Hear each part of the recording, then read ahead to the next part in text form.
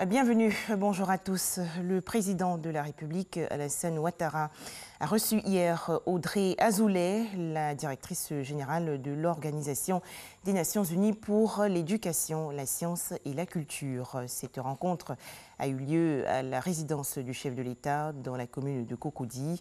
Les deux parties ont évoqué les différents aspects de la coopération entre la Côte d'Ivoire et l'UNESCO, les questions de patrimoine culturel et d'éducation. Le vice-président ivoirien, invité spécial du Programme alimentaire mondial, Daniel Kablan-Duncan, a participé hier à un panel sur la nutrition à Rome en Italie, l'occasion pour le vice-président de parler de l'expérience ivoirienne. Le district d'Abidjan accueille depuis hier le tout premier sommet francophone sur la santé sexuelle et la reproduction. 3 jours durant, les praticiens francophones de changement social et de comportement vont réfléchir sur le thème « Surmonter les obstacles en santé reproductive, néonatale, infantile et de nutrition ». Plus de détails dans ce reportage de Salima Toudia.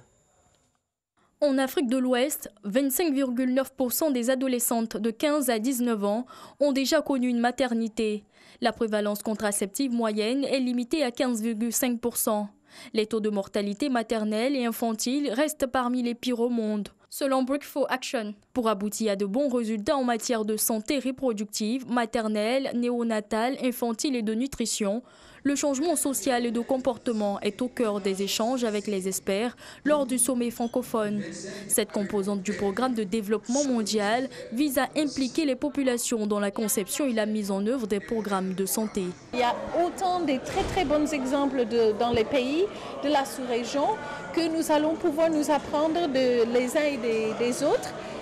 On est là avec les bailleurs de fonds aussi et on les encourage à mieux connaître ce qui sont des bons programmes qui se font déjà et de pouvoir justement tisser les relations avec les programmes et les acteurs qui sont sur le terrain, qui connaissent très bien ce qui se passe. Le partage d'expériences, d'expertise entre les États devrait aboutir à des stratégies à développer. Nous attendons d'avoir vraiment un engagement de la communauté de partenaires par rapport à la solution qu'on peut trouver pour parer à la mortalité maternelle, néonatale, infantile, mais aussi à ce que les financements suivent.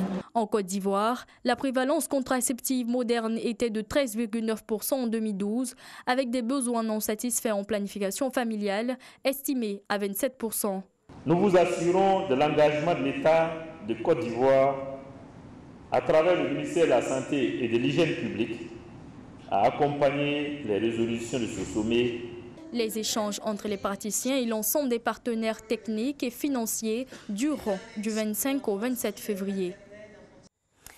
La Côte d'Ivoire veut renforcer son dispositif légal de lutte contre le blanchiment de capitaux. Des magistrats, officiers de la police judiciaire, douaniers et autres gendarmes sont depuis hier, et cela jusqu'au 1er mars prochain, en formation à l'École nationale d'administration.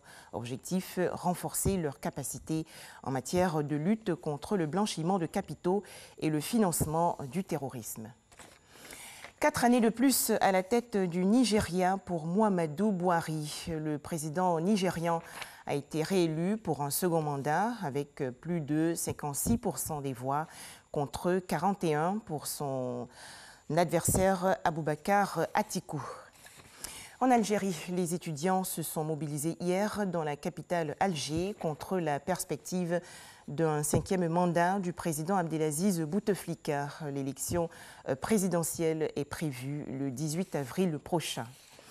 Enfin, les membres du Conseil de sécurité des Nations Unies se sont réunis hier, mardi, à New York, aux États-Unis, pour une réunion extraordinaire consacrée à la situation au Venezuela. Cette rencontre a été convoquée à l'initiative des États-Unis. Merci de nous avoir suivis.